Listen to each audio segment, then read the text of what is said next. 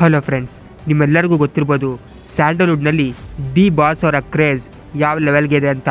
ಇವರು ಯಾವುದೇ ಒಂದು ಸಿನಿಮಾ ಮಾಡಿದರೂ ಕೂಡ ಅದು ಸೂಪರ್ ಹಿಟ್ ಆಗುತ್ತೆ. ಇವರು ಜೈಲಿಗೆ ಹೋದ ನಂತರ ಮತ್ತೆ ವಾಪಸ್ ಬರಲ್ಲ ಅಂತ ಎಲ್ಲರೂ ಭಾವಿಸಿದರು. ಆದರೆ ದರ್ಶನ್ ಅವರಿಗೆ ಜಾಮೀನು ಸಿಕ್ಬಿಡ್ತು.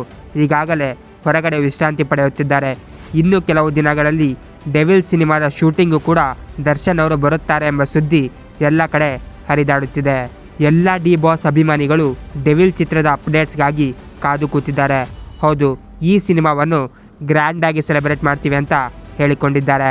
ಫೆಬ್ರವರಿ 16ಕ್ಕೆ ದರ್ಶನ್ ಅವರ ಹುಟ್ಟುಹಬ್ಬ ಕೂಡ ಇದೆ. ಆ ದಿನದಂದು ಏನಾದರೂ ಅಪ್ಡೇಟ್ ಬರುವ ನಿರೀಕ್ಷೆ ಇದೆ. ನಿಮ್ಮೆಲ್ಲರಿಗೂ ಗೊತ್ತಿರ್ಬೋದು, ಉತ್ತರ ಪ್ರದೇಶದಲ್ಲಿ ಮಹಾಕುಂಭಮೇಳ ನಡೀತಾ ಇದೆ. ಅಲ್ಲಿ ಒಬ್ಬ ಬಾಬಾ ಡಿ ಬಾಸ್ ಅವರ ಬಗ್ಗೆ ಭವಿಷ್ಯ ನುಡಿದಿದ್ದಾರೆ.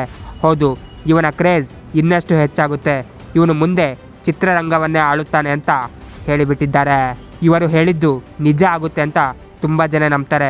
ಇವರು ಹೇಳಿದಂತೆ ಆಗಿಬಿಟ್ರೆ ಡಿ ಬಾಸ್ ಅಭಿಮಾನಿಗಳು ಹಬ್ಬ ಮಾಡೋದು ಗ್ಯಾರಂಟಿ. ಇದರ ಬಗ್ಗೆ ನಿಮ್ಮ ಒಪಿನಿಯನ್ ಏನು? ಕಾಮೆಂಟ್ ಬಾಕ್ಸಲ್ಲಿ ತಿಳಿಸಿ. ಹಾಗೂ ಇದೇ ರೀತಿಯ ಹೊಸ ಅಪ್ಡೇಟ್ಸ್ಗಳಿಗಾಗಿ ನನ್ನ ಚಾನಲನ್ನು ಸಬ್ಸ್ಕ್ರೈಬ್ ಮಾಡಿ. Thank you.